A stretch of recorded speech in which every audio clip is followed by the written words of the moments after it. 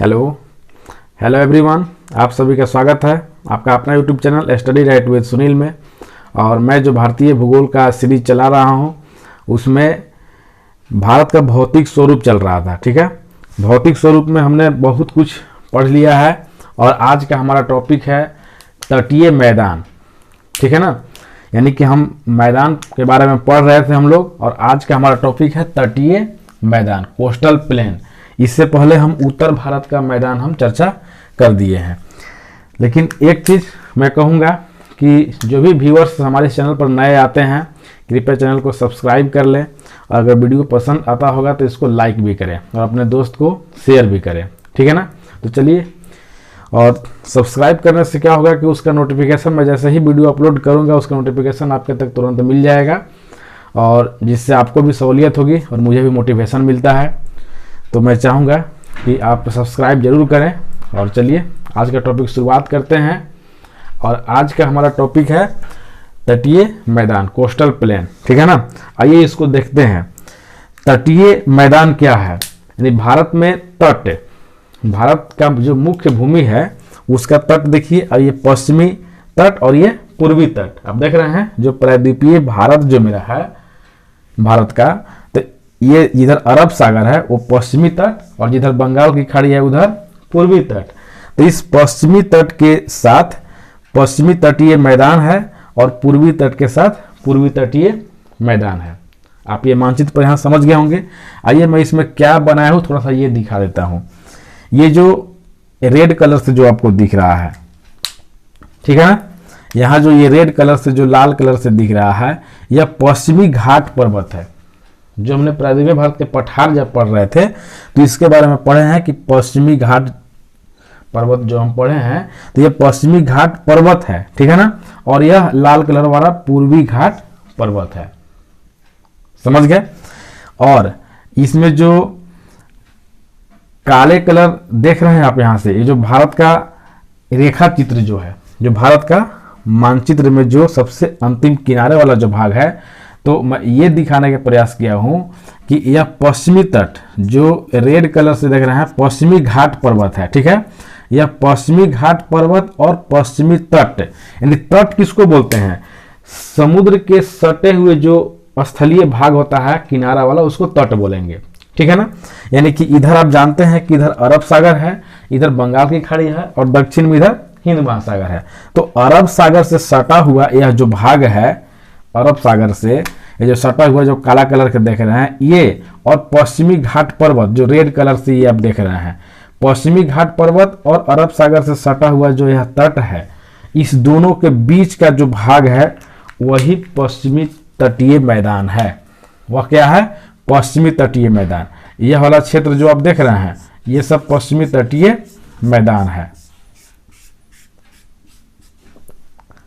समझ गए? यानी पश्चिमी तटीय मैदान का विस्तार कहाँ है? तो पश्चिमी घाट पर्वत से लेकर के और पश्चिमी तट तक का जो बीच वाला जो भाग है समतल मैदान वही पश्चिमी तटीय मैदान है। और पूर्वी घाट पर्वत से लेकर के और पूर्वी तट तक, यानी कि जो बंगाल की खाड़ी वाला जो किनारा है तट तक, उसके बीच का जो भूभाग है वह पूर्वी तटीय मैदान है। तो ये तटीय मैदान का निर्माण कैसे हुआ है आइए इसको समझ लेते हैं। जैसे मैं बोलते जा रहा हूं आप उसको नोट करते जाएंगे। ठीक है, एक एक पॉइंट से प्रश्न बनता है। जैसे कि आप देखिए ये उत्तर भारत का मैदान का निर्माण कैसे हुआ है? तो हिमालय से निकलने वाली नदियों के कारण, जैसे ब्रह्मपुत्र, गंगा, सिंधु नदी तंत्र, इससे जो नदियां निकलती हैं और अपने निक्षेप को बिछा करके समतल मैदान का निर्माण की है उत्तर भारत का मैदान। लेकिन ये तटीय मैदान का निर्माण जो हुआ है प्रायद्वीपीय पठार से निकलने वाली नदियों के कारण इस मैदान का निर्माण हुआ है। आप लिखेंगे कि तटीय मैदान का निर्माण या पूर्वी तटीय मैदान हो या पश्चिमी तटीय मैदान हो, इसका निर्माण प्रायद्वीपीय पठार से निकलने वाली नदियों के द्वारा हुआ है। ठीक है, तो आप ये हेडिंग डालिए पश्चिमी तटीय मैदान, वेस्टर्न कोस्टल प्लेन। और इसमें सबसे पहला पॉइंट लिखिए कि पश्चिमी तटीय मैदान का विस्तार जो है वह गुजरात के कच्छ से लेकर के कन्याकुमारी तक इसका विस्तार है। कन्याकुमारी आप जानते होंगे भारत के मुख्य भूभाग पर सबसे दक्षिणतम पॉइंट, ठीक है, उसको कन्याकुमारी बोलेंगे, जिसको केप कैमोरिन भी बोलते हैं या कुमारी अंतरीप भी बोलते हैं। इसका 3 नाम है, आप तीनों नाम जानेंगे, ठीक है ना। परीक्षा में कभी कुछ भी आ सकता है, इसलिए आपको सब जानना जरूरी है। तो यह गुजरात के कच्छ से लेकर के और कन्याकुमारी तक पश्चिमी तटीय मैदान का विस्तार है। तो पश्चिमी तटीय मैदान का विस्तार आप देख लिए, और इसकी औसत चौड़ाई, एक एक पॉइंट सब लिखेंगे। इसकी औसत चौड़ाई यानी पश्चिमी घाट पर्वत से लेकर के, जो रेड वाला देख रहे हैं, या पश्चिमी घाट पर्वत है से लेकर के पश्चिमी तट तक, इसकी औसत चौड़ाई 64 किलोमीटर है। यानी कि पश्चिम तटीय मैदान जो है उतनी चौड़ी या उतनी विशाल नहीं है जितनी कि हमारे उत्तर भारत का मैदान जो विशाल है। यह एक संकरी मैदान है, ठीक है ना, यह एक संकरा मैदान है। यानी कि पश्चिमी तटीय मैदान का औसत चौड़ाई जो है 64 किलोमीटर है, ठीक है। इसकी चौड़ाई जो है उत्तर में और दक्षिण में अधिक है तथा मध्य में इसकी चौड़ाई कम है। इसका बेसिक कॉन्सेप्ट क्या होगा इस चौड़ाई, मतलब पश्चिमी तटीय मैदान का, कि उत्तर में और दक्षिण में, यानी उत्तर में बोले तो ये नर्मदा ताप्ती नदी जो है इस साइड में, और दक्षिण में इधर कन्याकुमारी के साइड में, केरल साइड में इसकी चौड़ाई अधिक है, लेकिन बीच में इसकी चौड़ाई कम है। इस तटीय मैदान की, पश्चिमी तटीय मैदान की सबसे अधिक चौड़ाई जो है नर्मदा तापी नदियों के मुहाने पर, ये तो देख रहे हैं आप, 2 नदियां जो है यहां हम दिखाए हैं, एक ऊपर नर्मदा नदी और दक्षिण में तापी नदी, इसके मुहाने पर सबसे अधिक चौड़ाई है। यानी प्रश्न ऐसे बनता है कि पश्चिमी तटीय मैदान पर सबसे अधिक चौड़ाई पश्चिमी तटीय मैदान की कहां पर है, तो नर्मदा ताप्ती नदी के मुहाने पर, ठीक है। और इस तटीय मैदान में चौड़ाई जो है वह सबसे कम कहां पर है, तो मध्य में, ठीक है ना। अब इसमें अगला पॉइंट लिखिए, पश्चिमी तटीय मैदान को मुख्य रूप से 3 भागों में बांटा गया है। कितने भाग में बांटा गया है, 3 भाग में। आइए इसको समझते हैं। देखिए, गुजरात से लेकर के और गोवा तक इसको कोंकण तट बोलते हैं। कौन सा तट बोलते हैं, कोंकण तट, ठीक है ना। इसको दमन भी बोलते हैं। यहां जो ये वाला भाग है ये दमन से लेकर के और गोवा तक वाले तटीय मैदान जो है उसको बोलते हैं कोंकण तट, और गोवा से लेकर के और कर्नाटक तक, गोवा से लेकर के कर्नाटक तक वाले जो तटीय मैदान है उसको बोलते हैं कन्नड़ तट, ठीक है। और कर्नाटक से लेकर के और कन्याकुमारी तक यानी केरल वाला जो भाग है उसको बोलते हैं मालाबार तट। आप यहां तक समझ गए होंगे कि पश्चिमी तटीय मैदान को कितने भागों में बांटा गया है, 3 भाग में। कौन कौन, कोंकण तट, कन्नड़ तट, मालाबार तट, ठीक है। और ये कहां से कहां तक है, अभी हमने इस पर चर्चा किया। और इसमें एक और विशेषता है पश्चिमी तटीय मैदान की, कि पश्चिमी तटीय मैदान जो है वो ज्यादा कटा फटा होता है, ठीक है ना। पश्चिमी तटीय मैदान का किनारा जो है तट का, यह ज्यादा कटा फटा होने के कारण यहाँ पर प्राकृतिक बंदरगाह अधिक पाए जाते हैं, ठीक है ना, क्योंकि उसके लिए सुविधा होता है। और पश्चिमी तटीय मैदान में पश्च जल की भी स्थिति देखने को मिलती है, यानी कि पश्च जल पाए जाते हैं। अब पश्च जल क्या होता है उसको समझ लेते हैं थोड़ा सा। देखिए, पश्च जल एक प्रकार का लैगून झील होता है। अब लैगून झील क्या होता है, आप सुने होंगे कि लैगून झील जो होता है वह खारे पानी का झील होता है। तो आप इसका कॉन्सेप्ट ऐसा याद रखेंगे, लैगून झील कैसे, उसका निर्माण कैसे होता है। जैसे ये मान लीजिए कि इधर समुद्र है, ठीक है ना, आप इसको समझिए कि इधर समुद्र है और यह स्थलीय भाग है, या क्या है, स्थल वाला भाग है। बीच में ये कटा हुआ है। समुद्र क्या होता है, अपना किनारे पर समुद्र का जो लहर जो होता है हर 1-1 मिनट में उछाल मारता है, ठीक है ना। यानी कि लहर जो उछाल मारता है तो उसके द्वारा पानी जो है आगे की ओर जाता है। तो यहां से समुद्र का लहर जब आगे मारेगा तो पानी का जो है फैलाव इधर ऐसे होते जाएगा। लेकिन हमेशा ये प्रक्रिया निरंतर होने के चलते समुद्र में जो भी बालू, मिट्टी या जो भी अवसाद होते हैं वो भी पानी के साथ आगे जाते रहते हैं। जाते क्या होता है कि पानी आगे चला जाता है और यहां से यह आकृति जो है धीरे धीरे यह बंद होने लगता है, ठीक है ना। यानी कि यह जो है चारों तरफ से जल भर जाता है और यह बीच में धीरे धीरे यहाँ पर ये मुहाना बंद हो जाता है, तो यह एक प्रकार का झील बन जाता है। आप समझ गए, इसी को पशजल बोलते हैं, ठीक है ना। और यह एक प्रकार का झील बन गया, और ऐसे झील को लैगून झील बोलते हैं। कौन सा झील बोलते हैं? लैगून झील।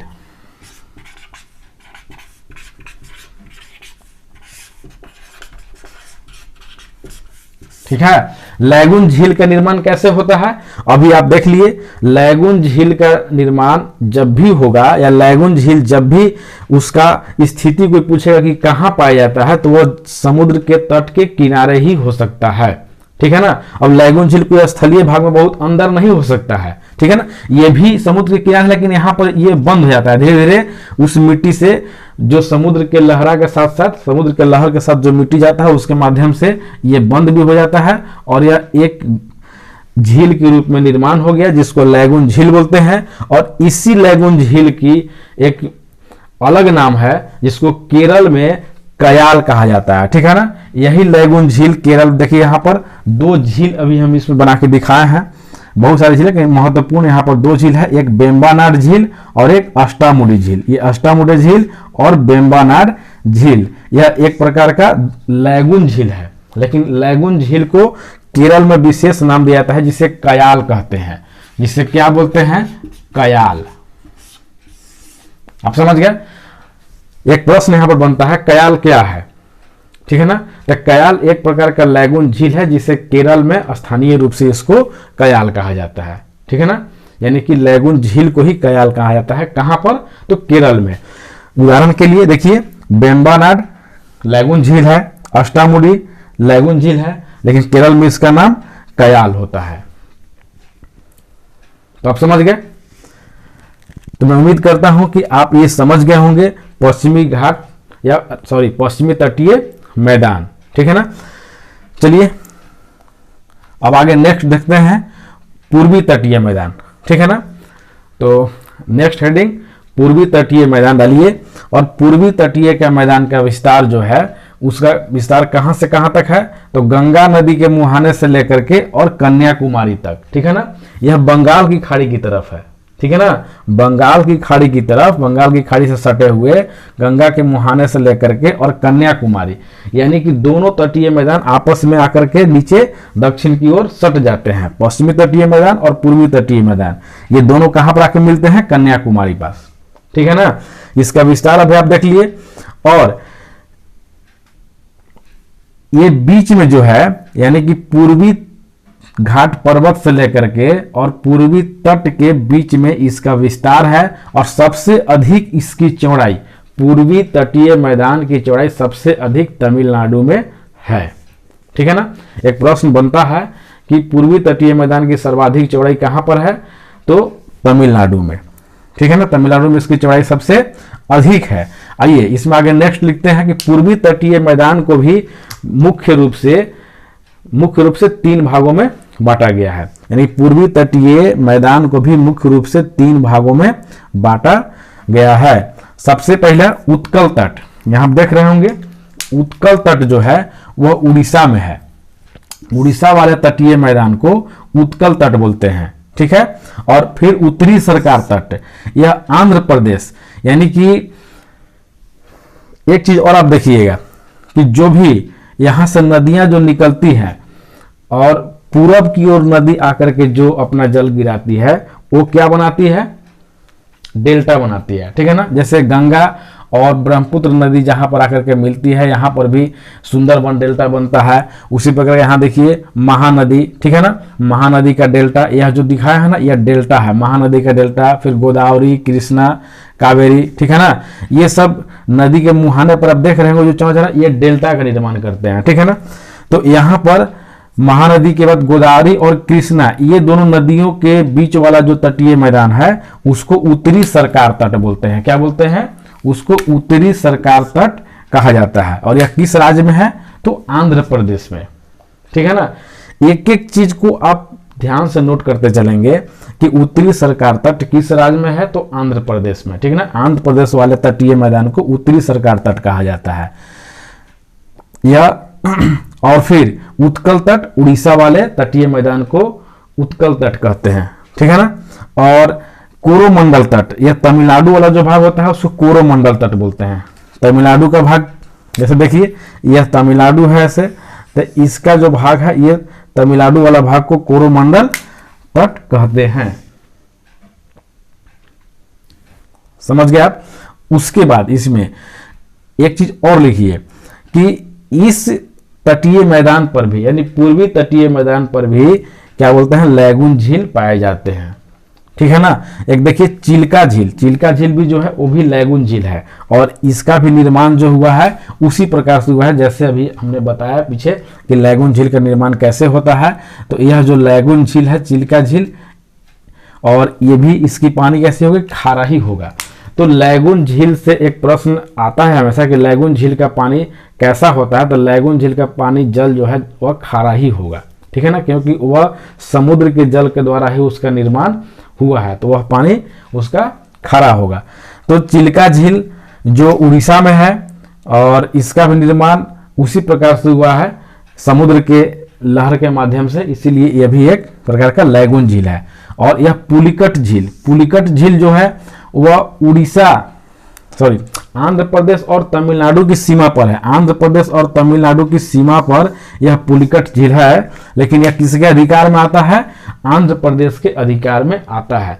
तो विशेष करके झील के बारे में या डेल्टा वगैरह के बारे में हम नदी वाला चैप्टर में पढ़ेंगे, जब नदी और झील पढ़ेंगे उसमें। लेकिन अभी आप इस तटीय मैदान से संबंधित ये इसका जरूरत होता है, इसलिए आप इसके बारे में जानिए कि उत्तरी सरकार जो आंध्र प्रदेश में है वहीं पर पुलिकट झील, ठीक है ना, पुलिकट झील भी है जो एक प्रकार का लैगून झील है, और यह तमिलनाडु और आंध्र प्रदेश की सीमा पर आता है। लेकिन यह किसके अधिकार क्षेत्र में है, तो यह आंध्र प्रदेश के अधिकार में आता है। तो पुलिकट झील किस राज्य में आएगा, तो आंध्र प्रदेश में। चिल्का झील तो उड़ीसा में। ठीक है ना। हाँ, इसमें एक चीज और देखिए अब ध्यान से, जो पुलिकट झील है इसी के पास में श्रीहरिकोटा एक द्वीप है। ठीक है ना, श्रीहरिकोटा एक द्वीप, द्वीप किसको बोलते हैं, जिसमें चारों तरफ से जल घिरा हो और बीच में स्थलीय भाग हो, उसको बोलते हैं द्वीप। तो श्रीहरिकोटा एक द्वीप है पुलिकट झील के पास में ही। ठीक है ना, श्रीहरिकोटा एक द्वीप है पुलिकट झील के पास में, और यहीं पर इसरो जो भारत का संस्था है, इसरो का सतीश धवन अंतरिक्ष केंद्र जो है यहीं पर स्थित है। ठीक है ना। तो आप इसको ऐसे भी याद रखेंगे कि पुलिकट झील के पास में ही सतीश धवन अंतरिक्ष केंद्र है, जहां से कि अंतरिक्ष में अंतरिक्षयान छोड़ा जाता है।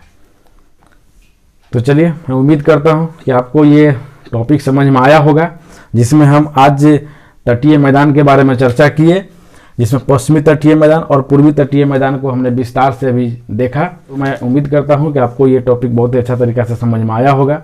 अगर मेरा वीडियो पसंद आता होगा तो आप वीडियो को लाइक भी करें, अपने दोस्तों को शेयर भी करें, और मेरे चैनल पर अगर आप नए हैं तो इसको सब्सक्राइब भी ज़रूर करें। चलिए फिर मिलते हैं अगले नेक्स्ट वीडियो में। Thank you.